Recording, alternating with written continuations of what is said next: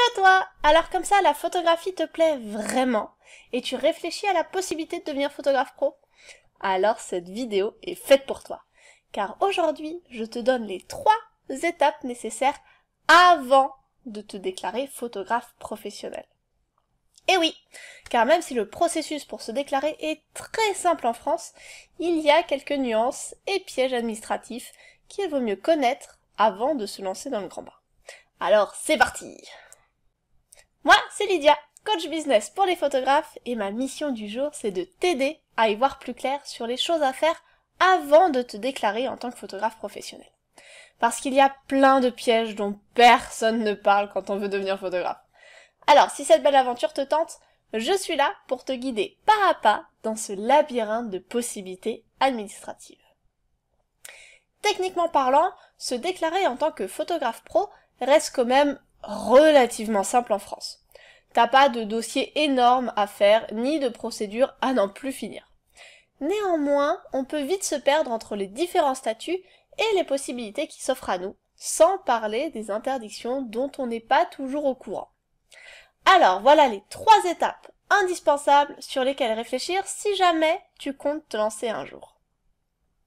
Petit 1, choisir son statut.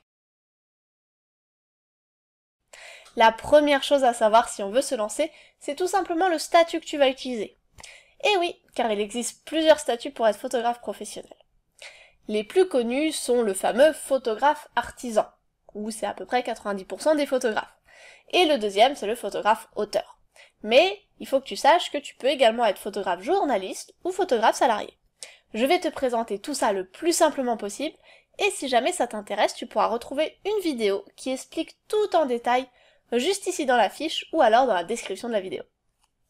En attendant, voyons ensemble les différences majeures entre chaque statut.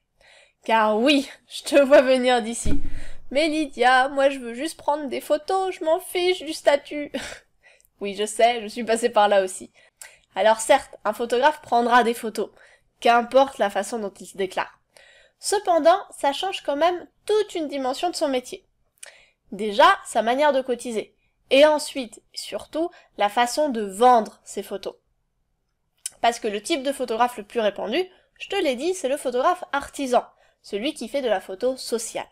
Il peut être salarié ou déclaré sous le statut de micro-entreprise, et il va pouvoir prendre des commandes pour faire de la photo auprès de particuliers ou directement de sociétés. Par exemple, une séance couple commandée par 2 amoureux, ou alors une balade photo avec un comédien pour faire son book de comédien. Ou encore la couverture d'un événement pour un truc particulier, par exemple pour une famille, un baptême, un mariage, etc. etc. Et ce photographe-là, il cotise auprès de l'URSSAF, et il est donc considéré comme une entreprise à part entière, car il est en micro-entreprise, aussi appelé auto-entrepreneur. Ensuite, on a le photographe auteur.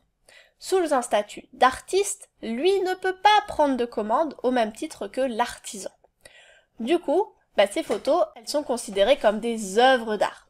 Et il ne peut gagner de l'argent que par la vente sous forme de cession de droits d'usage, de tirages limités, si jamais ils sont numérotés et signés, ou d'une rémunération en droit d'auteur. Il cotise à la GESA et a son statut bien à lui d'artiste. Il n'est donc pas considéré comme une entreprise. Il faut d'ailleurs savoir qu'il est tout à fait possible de cumuler à la fois un statut de photographe artisan et de photographe auteur. Même si, en général, le côté artisanal prend le pas sur les revenus d'auteur, c'est quand même possible. La deuxième chose, c'est de vérifier sa compatibilité. Parce que maintenant que tu as eu une idée un peu plus précise sur le type de photographe que tu veux être, il va falloir vérifier ta compatibilité avec ta situation actuelle. Car même si a priori n'importe qui peut devenir photographe pro, dans la pratique, c'est pas totalement vrai. Il y a quelques subtilités à connaître. Déjà, il faut savoir que la photographie n'est pas une activité réglementée. Tout le monde peut la pratiquer et il n'y a pas besoin d'un diplôme particulier, même s'il existe des écoles. Ça a ses avantages, comme être photographe professionnel tout en ayant une autre activité par exemple, mais ça a aussi ses inconvénients, car parfois, on peut se perdre dans toutes les possibilités qui sont offertes à nous. Mais alors, quelles sont les limites et les pièges ? Le premier cas de figure, c'est que si jamais tu rentres dans la catégorie des personnes ayant une autre activité, un autre métier à côté, c'est ok. Sauf si tu es déjà à ton compte avec une micro-entreprise et un numéro de sirène et ou de sirette. Dans ce cas-là, aucune restriction si jamais tu veux être photographe-auteur. Cependant, pour devenir photographe artisan, il faudra faire une demande spéciale, car il faudra rajouter un numéro de sirette à ton sirène existant. En effet, pour rappel, une personne physique peut avoir un seul numéro sirène et plusieurs numéros de sirette, car ce dernier, qui est plus long, est simplement une déclinaison du numéro de sirène. Du coup, attention, parce que ça implique deux comptabilités distinctes, avec deux déclarations d'impôts, et une séparation des activités pour éviter tous les mélanges de calculs, etc. Parce que chaque activité, forcément, générera ses cotisations, calculées selon les règles qui lui sont propres. Et petit bonus embêtant, si tu es dans une activité indépendante, avec une déontologie stricte, par exemple, les avocats, les médecins, les notaires, etc., car en général, celle-ci interdit toute forme d'activité commerciale. Dans ce cas, il sera juste impossible d'opter pour un statut d'artisan et il faudra demander à ton ordre professionnel une autorisation pour adopter un statut d'artiste en tant que photographe-auteur. Je te conseille donc de bien te renseigner selon ton métier et de prendre les dispositions nécessaires. Le deuxième piège concerne nos amis les fonctionnaires. Si tu es actuellement fonctionnaire et que tu veux devenir photographe artisan, sache que cela te sera complètement impossible.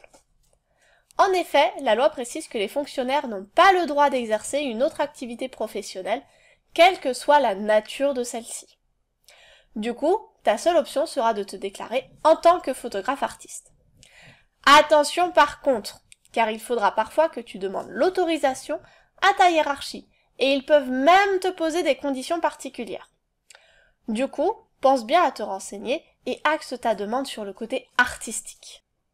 Et dernier point, les photographes de presse sont généralement salariés d'agences de presse et bénéficient donc du régime général de la sécurité sociale normale. Toutefois, ils peuvent également exercer en tant que photographe indépendant. Seule petite limite, il faut avoir une carte de presse. Et si tu veux être salarié, trouver une boîte qui t'embauche forcément. Mais cette carte de presse, il faudra faire les démarches pour l'avoir. Le troisième point, c'est de contacter ton organisme.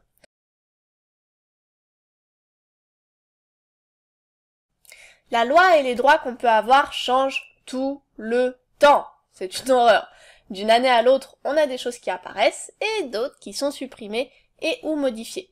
Du coup, je vais pas te faire tout un truc sur ces lois-là et le meilleur conseil que je peux te donner avant de te déclarer est tout simplement de te rapprocher de ton organisme référent.